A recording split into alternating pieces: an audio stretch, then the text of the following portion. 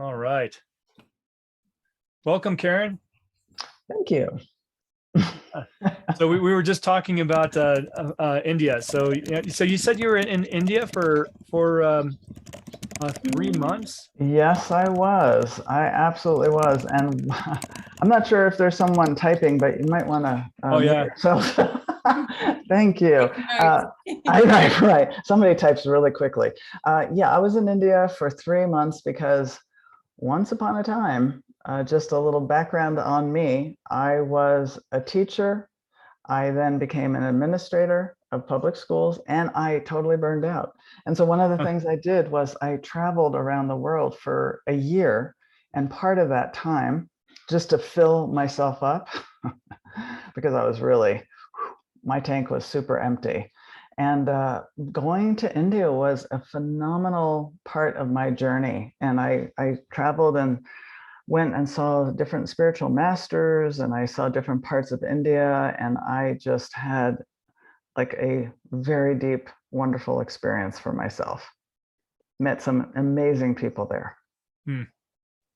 Yeah, so that's just a little right. The one takeaway is traveling fixes everything. Yes, you would know that, right? Yeah, you would know that. It's true.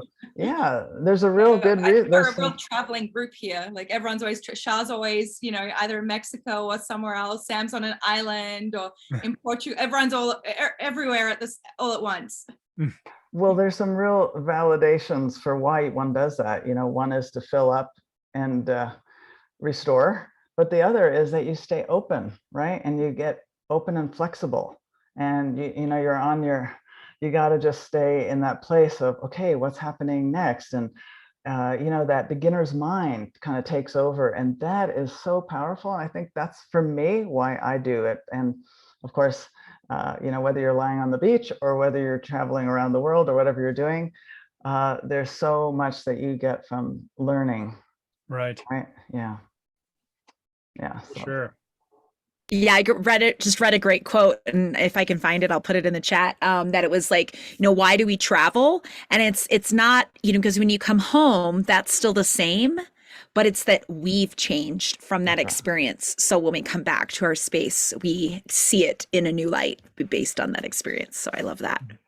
Yeah, absolutely. And I think as a leader, I think that's a very important thing that we do, is to restore ourselves, go get ourselves out of what we've been doing so that we can get like a new framework, and then come back in and then be able to see, okay, now there's some creative energy, or there's something, like you said, Wendy, something new about yourself that you can now tap into and now help and support others as a leader. Right. Yeah. I could go on. I'm going to be quiet now. So carry on. You're the star of the show. We want you to speak. Well, I actually feel so strongly about leadership, because I don't believe leadership is a role that you have. I actually think it's a set of behaviors and qualities. So it's actually a way of being in the world. And I think well, at least in the United States, there is a cultural norm, or there was a cultural norm, that you compartmentalize, who you are at home, your private life, and your business life is separate. And what I believe is actually not that at all. I think we're an integrated human. And I think we've done ourselves a disservice when we still believe we need to compartmentalize. So to me, leadership is not just at work. I believe that it's really a way in which we are being in the world. And so I have these 5 attributes that I refer to as qualities, values, and things that I continue to learn how to be wherever I am, because I think it is really such a sad thing when we think we don't have power. Yeah. Because that's what we kind of disempower ourselves when we think we're not in a leadership role. We're all leaders. Whether it's with our friends, with our family, or with our work. And also that we also need to believe, perhaps this is my thinking, is that if we are integrated beings, we are emotional humans who have feelings.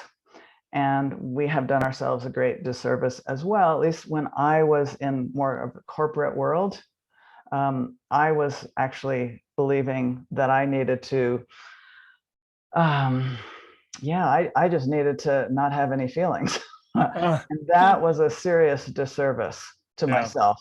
And when we're really human beings with emotions and we're not sharing that, then we're not being authentic and real. And that also is a big loss. And I learned some very hard lessons as a leader, as an administrator, and also as a teacher, just like figuring out how to be more integrated. And that's what I continue to do. And that's part of my coaching work now, Yeah, is to help people. So excited to hear more about that, Karin. So let's go ahead and kick things off, and Jules. And so, can you introduce the forum? Yeah, absolutely. All right. So if you were just kind of hopping in before, we were just chit-chatting, so you didn't miss too much. We're going to get started officially right now. My name is Jules, and I am so excited to welcome you all to the People Strategy Forum. So whether you are coming here for the first time or you've been an awesome loyal listener for the last few years that we've been doing this, we're really grateful to have you here. And if you don't really know much of what's going on, that's totally okay. Let me fill you in. So this forum really is a weekly webinar that we do completely for free. We have a panel of experts that come on board each week, and we also get a guest speaker. So it's always different. Every week we discuss different topics, and our goal really is to engage, energize, and elevate your employees and your company. And we also love questions. We want this to be really fun and interactive for you. So if at any point, if you're on the Zoom platform, go ahead, write your questions in our chat box, because I will be scouring through those and getting those answered for you.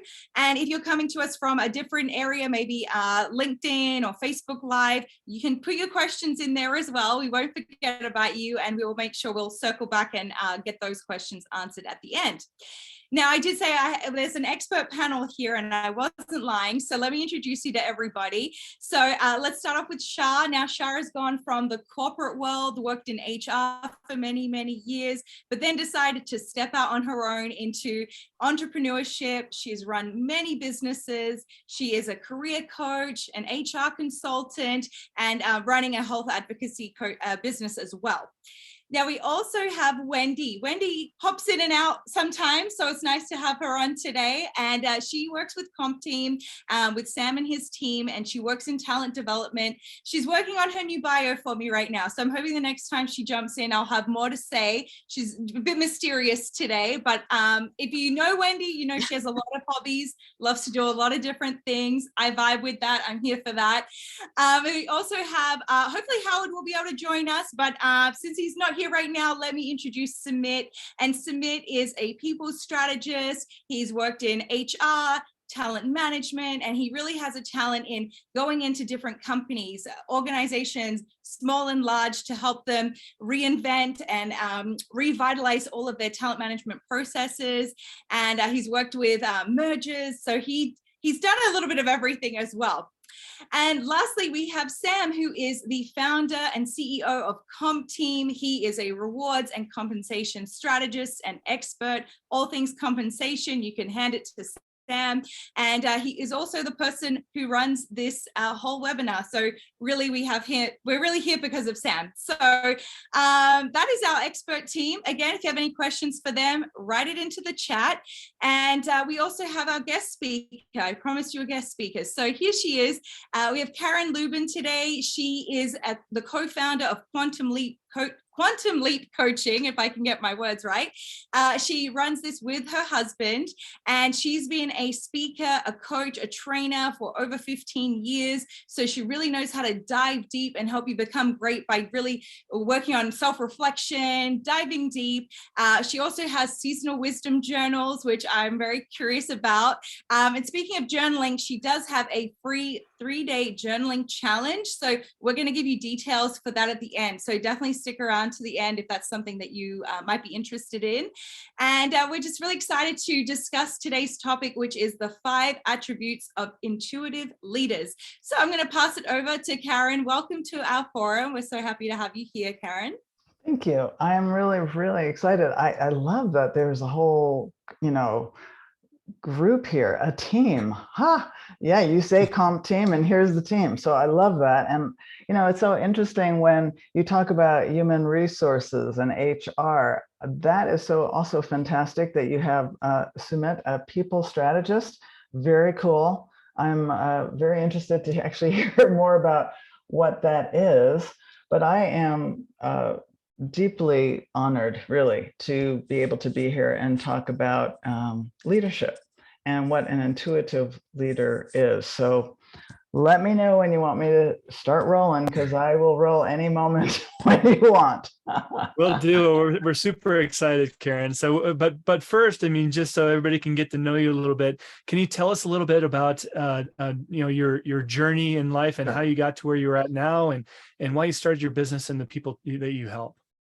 Absolutely. So I actually work with people who have lost the thread or the enthusiasm in their life, like they realize that they're just not getting something, that they're missing something, that they have the quantity of success and maybe material things, but not the quality of the relationship and the connection to themselves. So those are actually the people I work with, often in transition.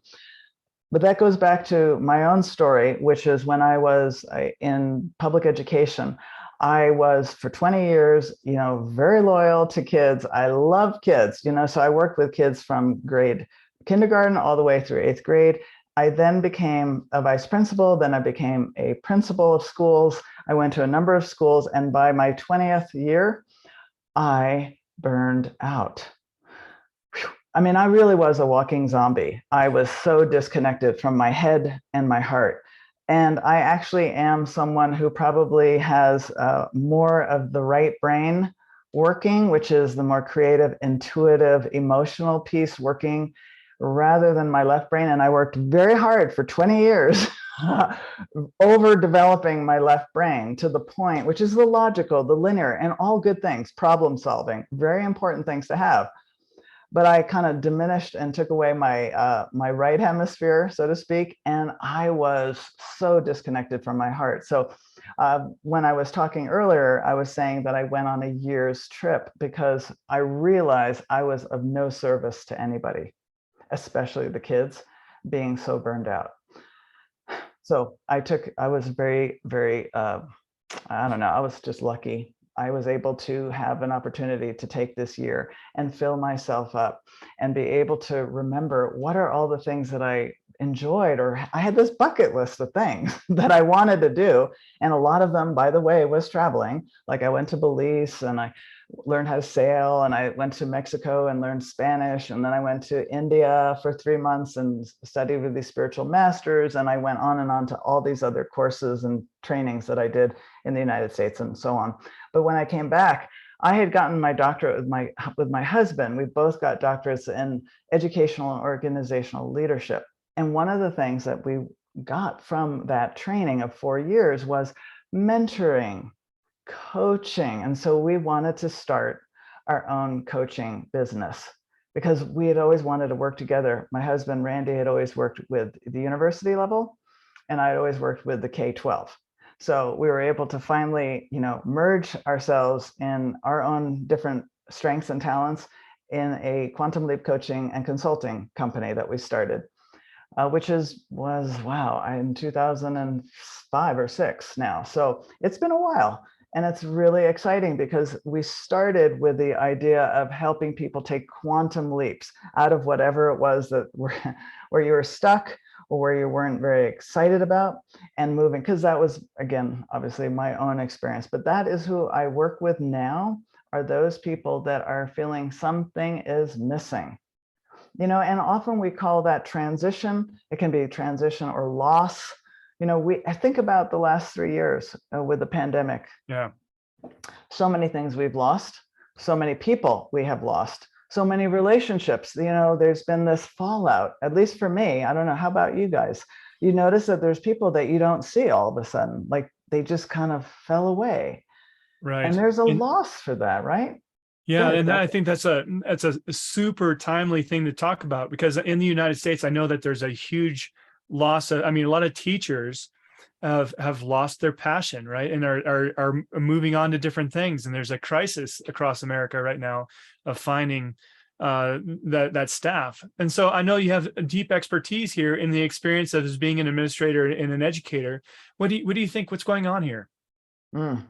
Well, I think that the system has set up some parameters that have stopped a lot of teachers from really being creative. And I think there is a lot of art to being a teacher, and we have lost a lot of that. So instead, what we have is a system that is set for everyone, which is for teachers and kids, by the way, because, and we've taken out music and we've taken out art, and we've done a lot of things to, we've whittled things down and supposedly we're all excited as kids coming in.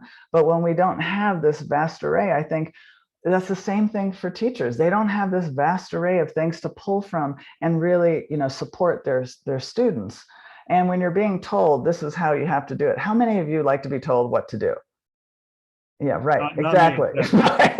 Right. Exactly. I mean, there's a certain point where you go, okay, thank you. That's helpful. And then when you're being told, no, you can't do that. No, you can't do that. Stop. Do it this way. Wait, stop. There's this constant control. It's, your enthusiasm as a teacher, even parents who are bringing their kids to school. I think there's, we want to bring our students to become into the world as phenomenal citizens, and that means that they have this spectrum and wide range of tapping into different things so that they understand what are their values, what are the things that they like. We don't have to say what they love, but what do they like? And what are the things that they might need to support themselves so that when they are going through life, they can be successful. And, success can be, I guess, defined in many different ways, but let's just say success as in feeling good about what you're doing. Yeah, and as a business leaders, I mean, translating this over to the business, I can see that it's much the same thing. Leaders out there, very caring leaders, and I know Shar has a lot of experience in this, but with leading with her heart and so forth with her teams. But as leaders, we want the best for our people, right? We want them to develop, we want them to perform well, we want them to be happy, and all these things. And so I'm really eager to dive into those 5 things. But Shar, what do you think about that? Oh yeah, so yeah, what I have is something called HR with the Heart. So Karin, it's interesting how you've talked about your experience. I too had found that pathway in my corporate level career, and I didn't feel there was enough heart in HR in general. Basically, more of a bureaucracy type of pawn, so to speak. Executing mass layoffs and various, business operational things, and really lacking in the heart. So definitely when I left and decided to start my own companies, I chose to lead with heart, and really completely changed the paradigm of performance management. I love that talent development, organizational effectiveness through heart. And really trying to explore different approaches and avenues, because with the freedom of having your own company, you could do that. I think it's challenging for HR individuals though, and talent, and I love that talent development, as Wendy talks about, to convey that what does heart mean at the spot as to what are you thinking about this subjective type of topic. It doesn't make any sense to our corporate level team. So it's really hard. It's a hard fence that HR has to be at. But if you get it right, your employees are not going to have a lot of trust and faith in your executive team. So that's my view. Yeah, you just said a really important word, which is trust, because Yes. I think that is really the core of when you're building a team or any relationship. So when you say heart-based, I'm all in, Char. That's me. And how I define it though is that we are relationship-based. Wherever we go in work, I don't care what work it is, whether it's the biggest corporation or the smallest, solopreneur business, we are in relationship with our clients, with our families, with the people that we are working, our distributors, whomever and whatever we're working with, we have relationships. And I think if we're not building trust, then that's the downfall, because it takes time to build trust, and it's very quickly we can erode trust. It's amazing how quickly.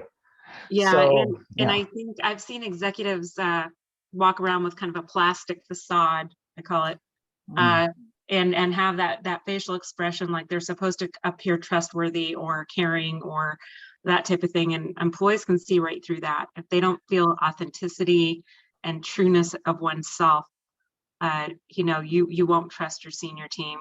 You'll be seen right through.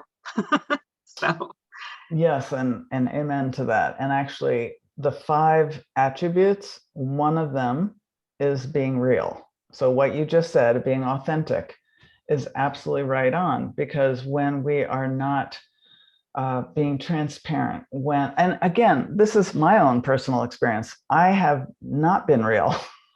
I have put on that face that you talked about, and people can see through, and you're not in integrity. How many of you want to be in integrity? I sure as heck do. So it feels horrible. At least it has for me.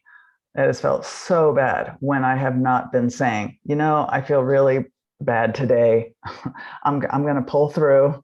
I'm going to get through this, and I'll be the best support I can be. But just know this is what's happening for me. We don't have to take an hour to share. We can just give a little. That's where I'm at, and I'm doing my work to come back. But I'm going to take a little time here. Right. And I think that's super important. Where do we find that balance as leaders? I mean, of course, you can go too far with this, right? And be over vulnerable or go, just take it to an extreme. And so where do we find the right balance as a leader, and how do we know when we're at the right balance? Yeah, that's a really good question. I think, first of all, if we're just going to talk about being real, this is where you get to provide. So here's how I do this. The 5 attributes are qualities that you embody, okay? And not just you, but every person on your team. I invite everyone to embody these. And, they can take it or leave it, all right?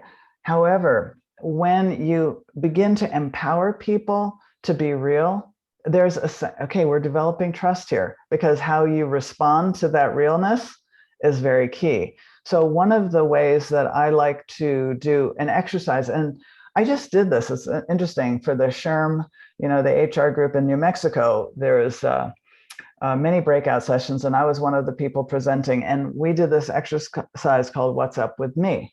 And it's just 1 minute each. And when you're doing What's Up With Me, you're actually just explaining and sharing what is present in your mind and your heart. You're not telling your story. You're not saying, oh, I've always had this issue and I'm, nothing like that. You're like, what's up with me? So we could even practice it just, for a moment here.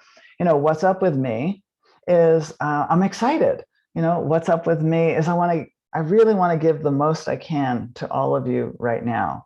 What's up with me is I was a little frustrated with my internet earlier. What's up with me? Okay, so you just start to, maybe you had an argument with your spouse or your beloved. Maybe your kid got really upset today, and that's bothering you. You just say that, and then you get 1 minute just to, everyone else listens, no one else talks. And that is a very powerful tool to be witnessed, to be real, right? You're just saying, what's up with you? You're being authentic, you're being vulnerable, you're being transparent, and you're allowing people to see who you are in this present moment. So I have a question with that exercise. So what's up with me is I'm battling the mounds of clutter in my garage, because I've been moving too much. I have too much crap in my garage.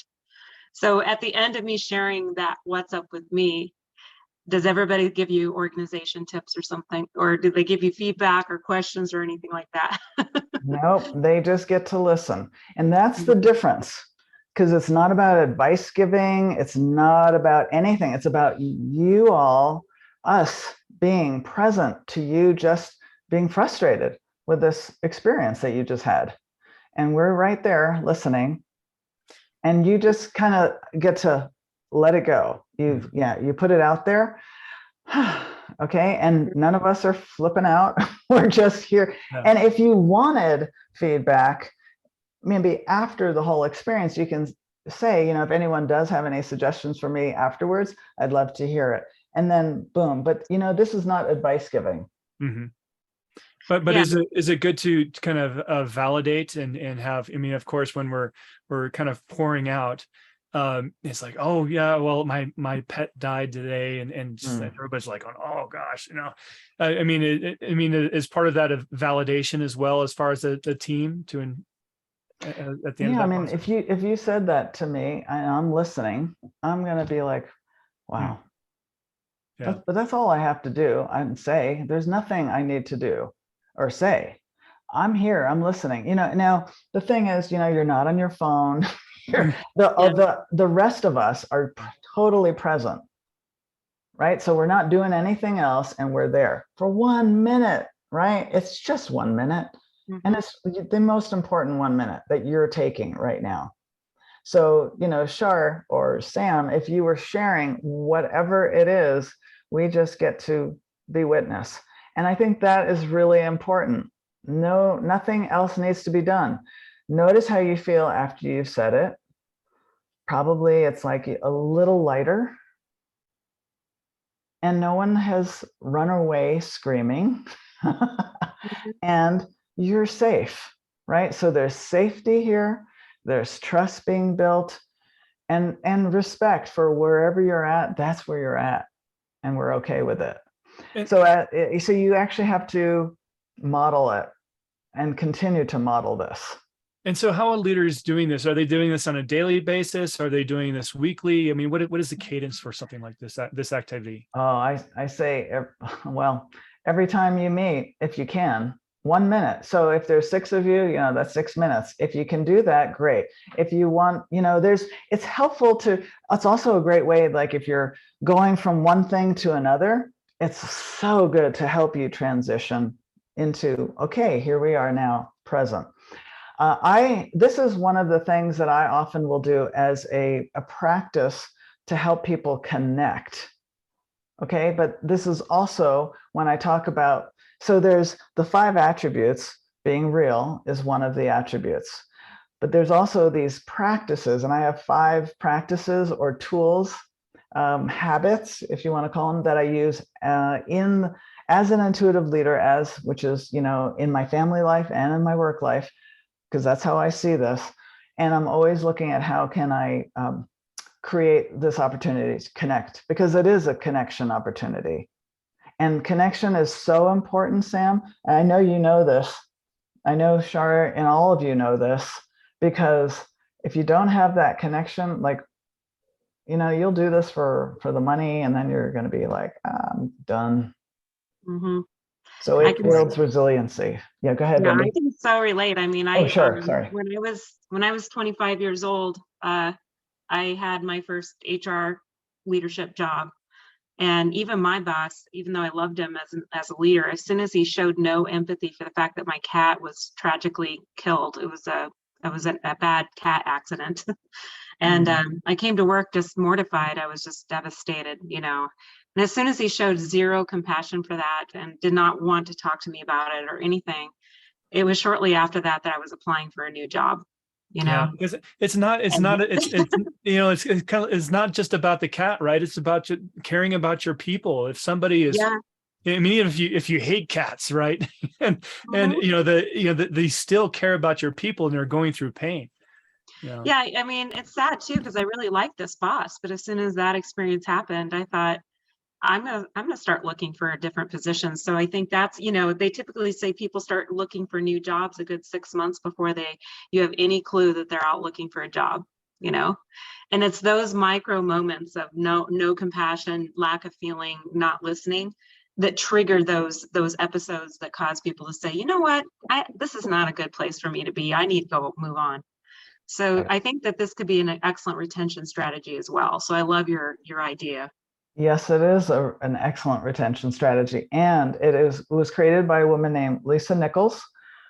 who you might have heard of. She does a lot of coaching with teenagers, and she's in the Transformational Leadership Council. So I just want to give her credit for being the one who came up with that. I didn't, I wish I had, but it's a really wonderful experience. And you can do that with What's Up With Me. You can do that with What's Good With Me. You know, you can change it. And, what's miraculous with me, so you can shift it. So you don't have to do the same thing.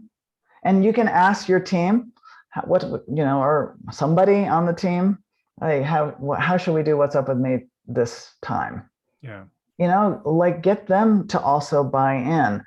But Shar, again, you're such a good leader in the sense of you keep bringing in these things that now I'm going to take to the second attribute for an intuitive leader is respect, being respectful. And to me, being respectful means that you're listening deeply. So when you just said that your boss did not even validate or act like they heard you, that you might have some feelings and emotions around something, to me, maybe he really felt that he was being the best he could, and probably he was doing the best he could at that time.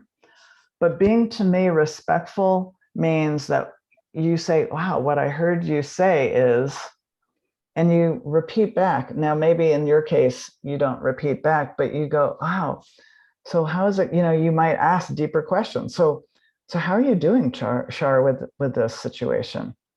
And then you practice silence. Then you get quiet. Yeah. I'd love to hear Wendy's perspective on this, because I know that she does a ton of talent interviews, and really diving in and getting that story is so important, that background, right? Yeah. I mean, what's coming up for me about this is going back to what Sam was saying, you may not like cats, but there's something that you can relate to in that scenario. Where is the human, where is your humanity if you can't, just, if you love and respect the people that you work with, and you care about them, then it really doesn't matter what's going on for them, whether to you it's a big deal or not. If it's a big deal to them and you care about them, then you have to let them know. So, that's that was what was coming up for me. Yeah. So how does this work, Karin? I mean, of course, leaders want to be respected, but of course, people want to be respected too. So there's this mutual thing. How do we go about this? Well, I really do believe that so if you were to use this exercise of What's Up With Me and something comes up, then all of you who are listening are being respectful by just witnessing. Okay, so the attribute can be a very quiet attribute, but it speaks louder than a lot of words when we can just be okay, I'm listening right here. Don't have to say a lot. Now, I'm not saying, be so quiet that you never say anything, but when you're moved, like Wendy is talking about, you can find that, oh yeah, I can really, I know I can't, I'm not in your shoes, Shar, and this has to be really hard because I just heard you say that. And so whatever I can do to support you today and on, going forward, please let me know, but I'm just going to hold you in my heart right now, if that's okay. And, and then just shut up, just be quiet. What about in the situations where, we have our people and they're really passionate about a particular idea in their work? It's like, I want to do this and this is so important to me. But as a leader, you're going, well, that doesn't really fit in with our overall strategy. It doesn't really fit in with our cultural values. I mean, how do you listen and also and not shut a person down and with that respect? Well, I would ask them, how does it connect to, your mission and your vision, and how will that support, get them to tell you, because if they don't have any clue, then you say, well, I'm willing to listen. I'd like to hear. I'm not seeing the connection yet myself, but if you think there's some connection, let's talk about it a little more. You're not, so there's something called, we don't want to devalue. And hopefully that person is going to go, oh, you know what? You're right, Sam. I think that was a little off.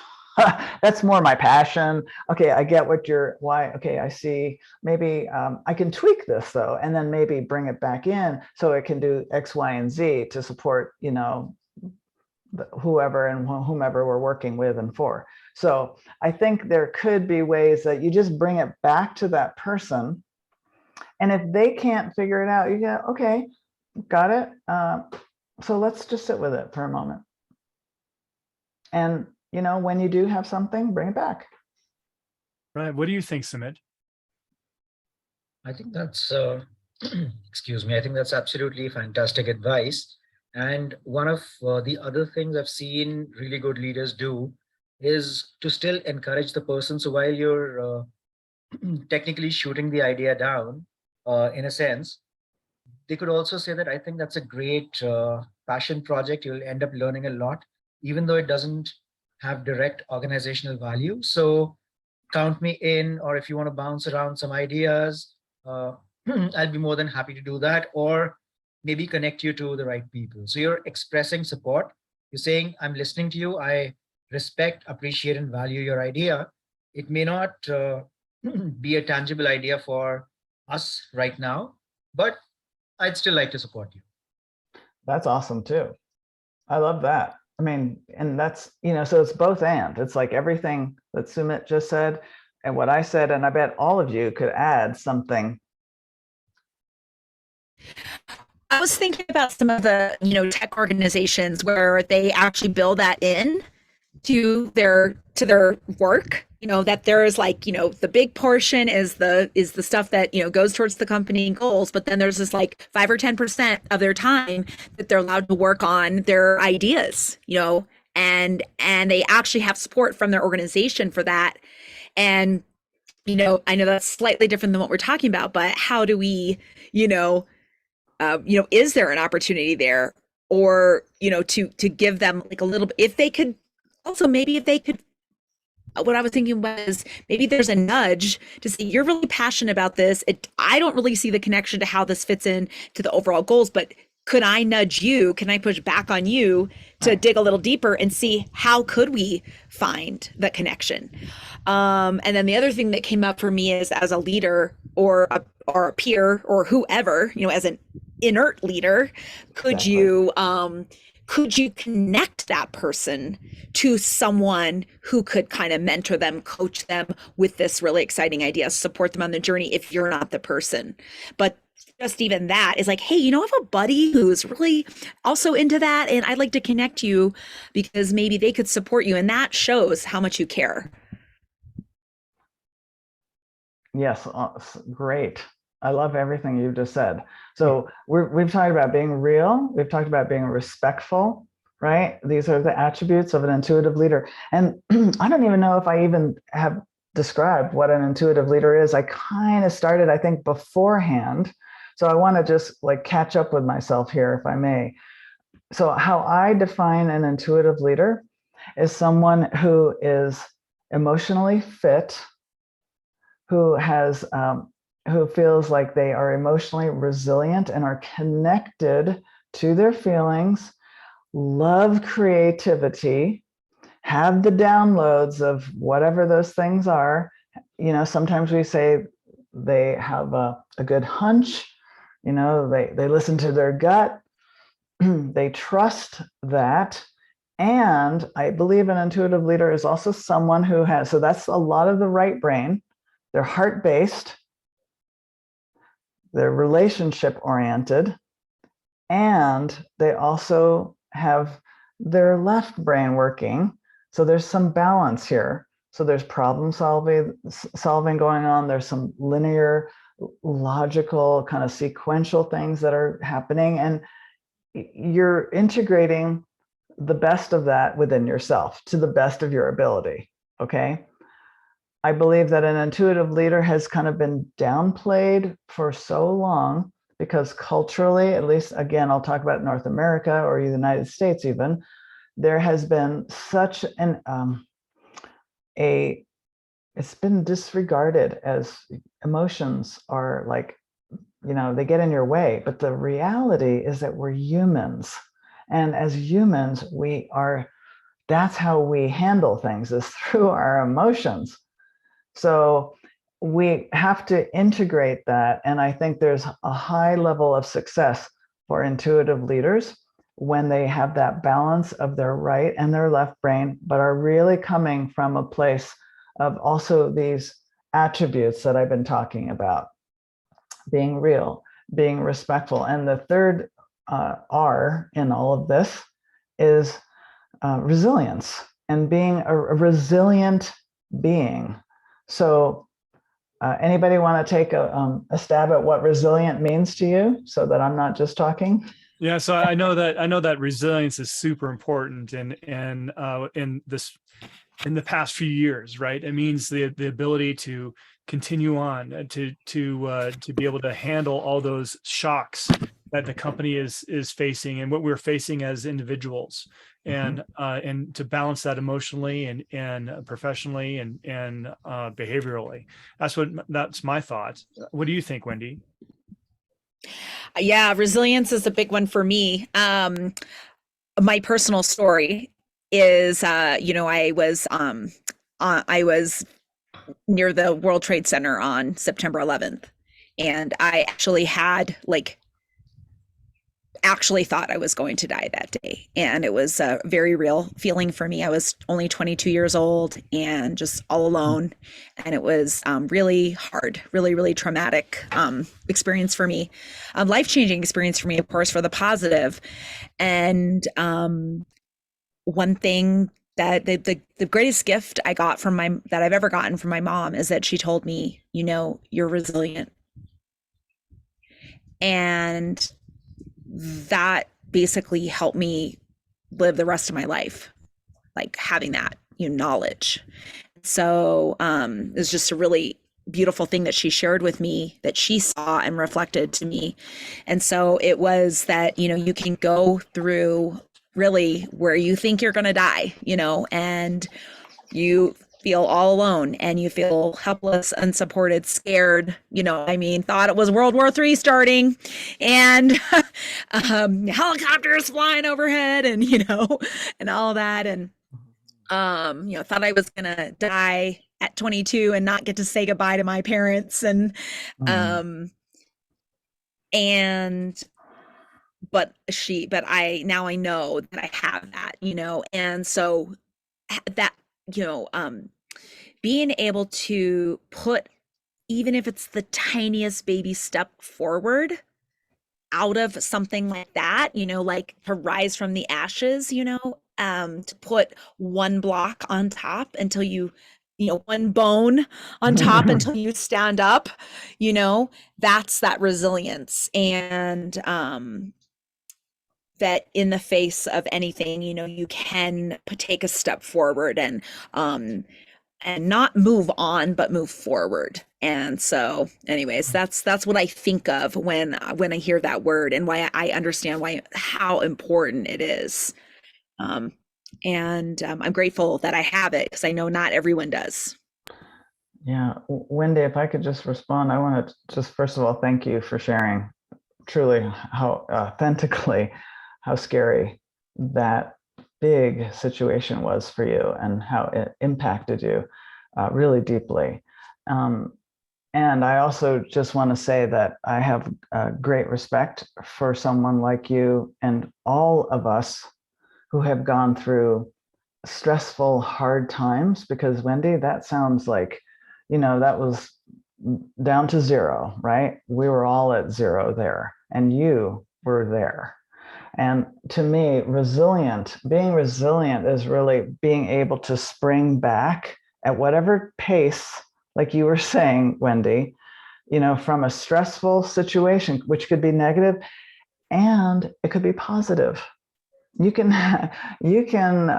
have stressful situations that are super positive, like you get married, or you move. Oh yeah. Right? I mean, these are supposedly positive things. A new job. Hello. Positive stress. And so how do you spring back And how do you handle this? And so that you actually come out stronger. And that, Wendy, is what I heard you say. So I really thank you for saying that so beautifully. And to me, when I think about how do you build being resilient, is that you have to keep checking in with yourself. So to me, here's the writing, Jules. I would, I invite all of you to just think about, or just share, like you don't have to write, but you could write if it gives you an opportunity to kind of get it out and see it.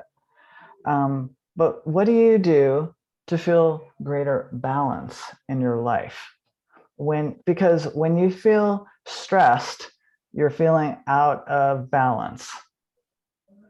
So what do you do to bring yourself back? You all have tools. I'll give you examples from myself. I exercise. I journal. I mean, journaling is my thing, Jules, but it didn't always be. It would, meditation used to be a thing I do. I seem to do less of that and more of the exercise now. I don't know. That's just how it is. It's all good, right? For me, it's also being out in nature. So what is it for you? How do you get yourself back into balance when you feel out of balance? Might be watching, your favorite movie, eating ice cream. I don't know. What is it for you? So share, if you don't mind. It'd be good to hear. Char, what do you do? I'm sorry, I'm just laughing. Laughing is actually a good thing to do. yeah, that's what I do. I just laugh. No, I think it's important to connect with my friends and my colleagues and have conversations. And I love that, how are you doing kind of conversation, or that type of thing. Also just listen to a lot of different talk radio, different perspective, different podcasts, and to get my mind off of my worries or my anxieties. It's good to kind of listen to fill my head with different perspectives. But I did want to make one other comment on the intuitiveness as a leader, because I think I'm very intuitive. I believe that's one of my talents. And I think also I'm a very compassionate and emotional leader, quite candidly. I wear my heart on my sleeve. So for example, last year, my company had to go through a shift because we're a health advocacy company working in the medical field. And unfortunately, I knew that we would have to temporarily shut down. And I knew that my employees would be impacted. And so over the course of the year, I gave all my employees, a heads up to be prepared and help them, support them with their career transformation and support them. And as an intuitive leader, to know that something was on the horizon that could impact, and that we may have to lay off a percentage of our employees. So it was very nerve-wracking, but I think just being very vulnerable and expressing to my employees that I'm, the honest truth of what could potentially happen in our industry, and what can I do to support you with perhaps a career transition during this very difficult time, and doing that months ahead of time before anything ever really happened. And my employees really appreciated that. So for me, I guess back to the original question, I was very anxious about that change. Yes. But having the heart-to-heart dialogue, honest truth dialogue with my employees really helped both of us, right? And be able to really sit down and say, what can I do to support you through these difficult times? That's beautiful, because that is being so real and so respectful of each person, and how you then handled that. That is incredible. Well, and I think a lot of companies are so afraid of losing employees about being very true about, I agree, business change or potential department shutdowns or process flows is going to impact people's positions. Unfortunately, many leaders are afraid to tell their employees the real honest truth about what's happening, because they don't want that employee to leave. So, that's so unethical, I guess. It's so interesting, because you're actually sharing that, at least what I think I'm hearing is that by connecting with people, that was also a way that you were dealing with how to create some balance for yourself, that you were having a heart connection, which obviously fills you up in a very big way, an important way. Did I hear that Oh right? yeah, I mean, I saw all too many times in many of my corporate positions where the senior leaders did not want to be very forthright and honest with their employees about business changes, particularly with the healthcare reform and the Affordable Healthcare, which was causing challenges with reimbursements and therefore impacting physicians. Yeah. Many of our executives did not want to be honest with their employees and keep those things hidden and behind the scenes. And then sadly, it was the day when I was laying off 80 employees in one day that I thought, and I had to facilitate that layoff. I was like, this was a really tough thing for me to coordinate in a very compassionate way, very people-focused way. I did my best, but it was tough. I'm sure it was. And then again, how do each of you have been putting in the chat box, it looks like, going into nature to balance this out, because with that stress, I mean, we know what stress can do to our bodies, our physiological, we can get high blood pressure, we don't sleep at night, there's a lot of things, we bark at our family, and we're not pleasant. So how do we find this resilience is to do the things like I see somebody going out, walking on the beach, going into nature, talking, being with their partner, being with their animals, climbing mountains. Like, gosh dang, those are excellent. Journaling, writing, whatever, talking to people, your best friends, sharing what's going on in your heart, having somebody listen. These are all things, tools that will help you to stay resilient. Because it's not like you need this once and then you're done. This is a journey, right? This is an ongoing evolution of who we are. And so as a leader, intuitive leader, as a small business person, as solopreneur, whomever and whatever we're doing in the world, it takes some resiliency training. And so this is a big part of then moving into what I believe is the fourth attribute, which is being responsive. And again, Shar, you just you just gave an example of being responsive. You were seeing what was going on and you shared it, and then you took action and told people beforehand. That is so freaking powerful. Because a lot of people don't do that. Many of those employees, when we reopen, want to come back because of the way we manage the situation. Wow. They want to come back. So, they're just like, give us a call. I mean, not everybody. Sure. To not have that anger and resentment. I didn't want to have that, even if we had to go 6 months, close down for 6 months. I mean, it was, it's really important. But on the employer side, I would say it's also good. Like, I saw nature walks, I saw music, I saw various things. I think leaders in general should set up the environment for those things. Coordinate groups like hiking groups, coordinate maybe art groups. Like I got into art recently, or coordinating those social settings. If we don't have to do a bowling thing because not everyone likes bowling, but coordinating those ways to de-stress, various outdoor concerts or various things and I think oftentimes, employers often think, well, it's a holiday party. That's the time of year that we do a special thing for our employees, a holiday party. But they don't really think about those things can happen on a daily basis, like coordinating walking breaks for everybody to take a nice walk around the block together as a team. I mean, giving the freedom and that we want to sponsor those healthy type of processes, and supporting mental wellness days and saying, we fully support mental wellness days.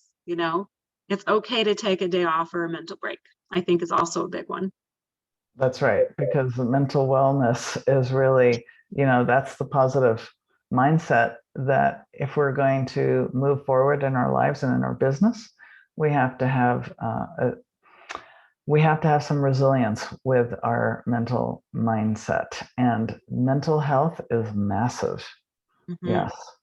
And I don't know, there's one other thing that I just want to say as a short story is when I was a teacher, I had a principal who I would share my problems, like, help me, I need help, gosh. And he would look at me and then he'd be like, okay, and then he would get up and it was as though I never said anything. And I went, this happens so many times with this particular principal. And I realized I never want to be like that, because he never responded to anything I would say. It was as though he was a sponge, and everything I said just went into the sponge, and then it's like he squeezed it out over here and it was gone. And I was like, well, wait a minute, what? Like, so backing your people up is really part of this issue here. When you're responsive, you have empathy, right? You know, you got to put yourself in the person's shoes just a little bit, so that you can then hear what's being said and then see if there's any action, because this is where action is. Responsive is action. Even if it's just listening, there you have it. But you have to have some response to somebody. If they share something, they have a problem, they have a concern. Okay, so, you know, and again, it's, you know, Sumit, when you were talking about bringing, it can be a collaborative thing. You're not saying, okay, well, this is what we're going to do. No, this is how you empower your people and say, so what do you think we might do about this? You know, like, do you have some suggestions? Do you have some ideas? Because if you have the person who's like rant, like always pulling everything down, you need to train them to learn how to find solutions also. Because that's a disservice to them and to your whole team. Because then that person gets labeled a certain way, and that's not what I would not want that of my team. I want them to, and it's not always their strength. And you can bring it back to them. So any thoughts on that? I think that makes perfect sense, because you're not putting the person on the spot. You're not really victimizing them in the eyes of the other people. And you're also not encouraging the behavior of constantly ranting about some problem. So of course, they might have a disproportionate share of problems, but you're saying, you're sending a signal to the rest of the team as well, that when you come to me, we'll think of ideas, and I won't be issuing prescriptions to you. The idea is, I'm not the one who's in your shoes. You're the only one who's in your own shoes. So we need to find a solution that fits you, not a solution that would fit me if I were there. Right on. Yeah, and I see the time. So I just want to, if I could just add the last and fifth attribute, it's being reflective. Because I think it's very hard to not be connected to yourself in order to do those other four attributes that I just talked about. So being reflective is about connecting to yourself. It's really about understanding who you are in the present moment. I'm not talking about 10 years ago, because that's actually what I used to do. I was very disconnected from myself, as I told you. You know, I thought I was going to be a principal or in public education forever. Now I'm a well-being coach, right? I'm a trainer. I'm, you know, a speaker. I really thought I was going to be in education, and so I am in education. I do educate, but I educate people to empower themselves. And so that's kind of the thread that goes through this. But how are you reflective? What do you do? And so that's actually, Jules, why I started these seasonal wisdom journals, because I had people that I was working with who had no idea of how they felt. I'd ask, how are you feeling? Good. And that was all they could say. So in the journals that I've created, I actually have a whole feelings list, you know, of contracted kind of, you know, more of the, what we might state as negative or harder to deal with, the harder ones. And then we have the expanded feelings, which are the more joyful and, ooh, I like this one. I want to stay here forever, which we won't, but it feels like I'd like to. And so there's this opportunity to reflect in, and I created a prompted journal. So I give prompts and I suggest specific things for people to really tap into what's going on for themselves. Like, how are they feeling? What is that feeling in their body? Where is it?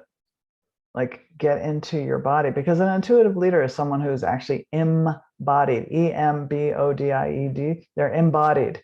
They're in their body. I was somebody who was not once upon a time. I still have to work at this. This is why I do this work as a well-being coach. You know, I'm always checking in. I'm in my head. I'm a Gemini. I'm like, oh, I could talk about ideas in my head forever. No, I got to be in my body. So that's why I do all this other work.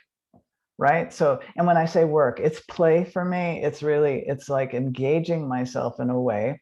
So, you know, how do you support yourself? How do you do reflection? What does that look like?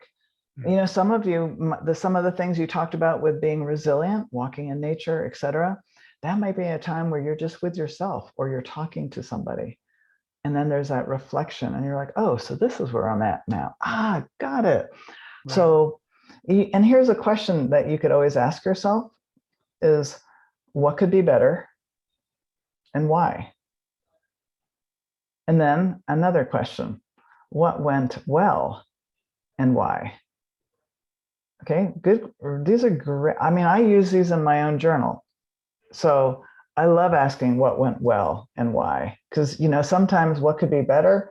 Well, if you just had a really crappy experience, it's good to ask that question.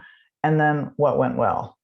So you always want the what went well, always, or just do what went well and why, but ask the why, because then it brings it back to you and you go, oh, because I did, oh, I was, you know, I was open. I was, you know, I could have been really contracted and instead I stayed open. Yay for me.